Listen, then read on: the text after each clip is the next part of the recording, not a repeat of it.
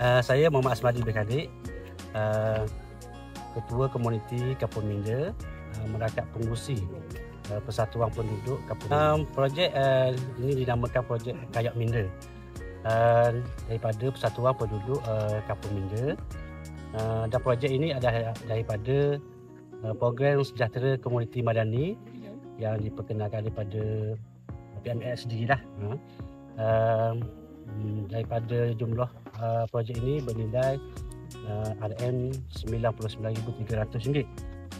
Alhamdulillah, projek Kayak ini berjaya ditubuhkan ataupun mendapat dana daripada kerajaan ini pada Oktober 2024 dan beroperasi pada 1 Januari 2025 tahun ini. Cara beroperasi, kita promosikan aktiviti berkayak ni untuk pengunjung-pengunjung yang datang ke Kampung Minda ni. Pertamanya melalui dengan nombor telefon lah, nombor telefon yang ditampilkan, dan juga melalui Facebook, TikTok dan juga IG, Instagram. Di samping itu juga selain pada media sosial tu, kita buat bahan lah melalui banner, signboard dan juga semua platform-platform di agensi-agensi kerajaan, seperti pejabat daerah, dia ada agensi pelancungan dia, kita promosikan di situ, dan juga pelibatan Ketengah sendiri, Kembangan Orang Bandar, kita pun promosi di agensi itu untuk projek Kayak Minda. Setakat beroperasi 10 bulan, lebih kurang setahun ni, alhamdulillah lah, berjalan seperti yang dirancang. Yang lebih utama sikit tu kalau hari Minggu, hari cuti umum, insyaAllah alhamdulillah setakat ni beroperasi. Dan sekali kita beroperasi, sekali trip lah, biasa pengunjungnya melibatkan dalam 40 orang beserta dengan kru-kru kayak kita lah. Jadi jumlah kayak yang ada sekarang ni? Setakat ni jumlah kayak yang kita ada 24 biji kayak. Boleh menampung lah lebih kurang 44 lah sekarang. Laluan hadassah terik dia sebenarnya umum lah. Kalau pengunjung tu ataupun customer nak minta, dia boleh request lah di mana-mana tempat dia nak. Okey. Yang kita suggest, kita ada dua yang biasa yang kita buat. Trip pertama daripada sini sampai Sungai Keleming ke Kampung Minda, jaraknya lebih kurang 10 kilo, masa dalam 3 jam lah. Okey, itu trip pertama. Trip kedua di hulu di Kampung Jungat Batu hingga ke sini, pun jaraknya lebih kurang sama, 10 km, dan masa pun lebih kurang 3 jam juga lah. Sewaan kita, kalau package kita ambil dalam satu kayak tu dalam RM80, RM80. RM80 satu kayak. Benar 2 orang lah. Orang RM80. Ini package promosi kita buat permulaan ni lah.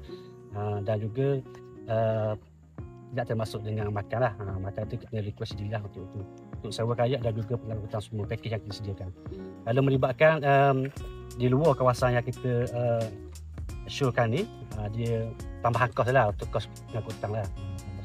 Lain okey je. Kita memang kita sediakan untuk dipanggil kru teknikal untuk berkayak ni. Kita sediakan river guide kita, lebih kurang 10 orang. Dalam satu masa kita boleh sediakan 10 orang river guide yang terlatih lah, yang kita beri kursus daripada agensi bomba dan penyelamat dan juga Jepang lah. Kita bagi kursus dan kita dah pun dah menjalani kursus dengan jayanya, dan dia orang dapat sijil lah, sijil penyelamat sungai dan air. Okey, setakat ni pelanggan yang kita terima daripada orang tempatan pun, kampung sendiri pun ada, daripada agensi kerajaan seperti KRT, Pejabat Pendidikan, Ketengah pun ada, dan orang persorangan pun ada, family keluarga. Dari luar ada. Luar dari Terengganu. Luar pada Terengganu setakat ni kita yang luar pada Terengganu kebanyakan kita dia ada untuk sewa saja. Dia orang tak mari sini, dia untuk sewa. Dia ambil package kita ni, dia buat pergi tempat dia. Dia sewa. Cuti di Pahang. Pahang baru ni dah 2-3 kali dah kita hantar ke dia. diorang sewa untuk peralatan kita sajalah.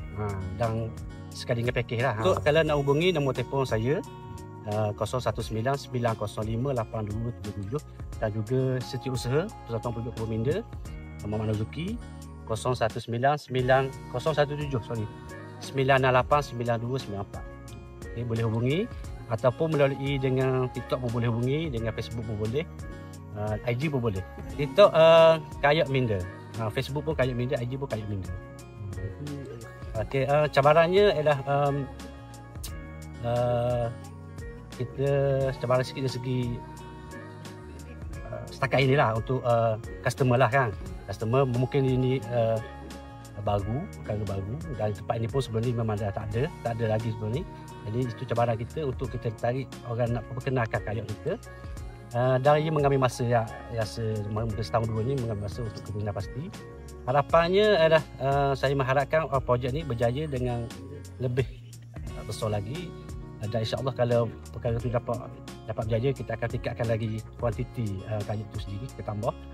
Dan juga saya juga mengharapkan sokongan lah daripada agensi-agensi, khususnya agensi peraturan di Terengganu ini sendiri, untuk membantu kita untuk kita membangunkan projek kayu kita ni, dan ianya agak memberi manfaat yang secara keseluruhannya kepada penduduk setempat. Okay? Bukan sekadar projek kayu saja, tapi dia melibatkan ekonomi setempat. Pelibatan orang mari pengunjung dengan penduduk kampung dapat income, pendapatan daripada projek kita ni, dan juga pendapatan untuk divulgat kita, teknikal kita untuk mengambil pendapatan.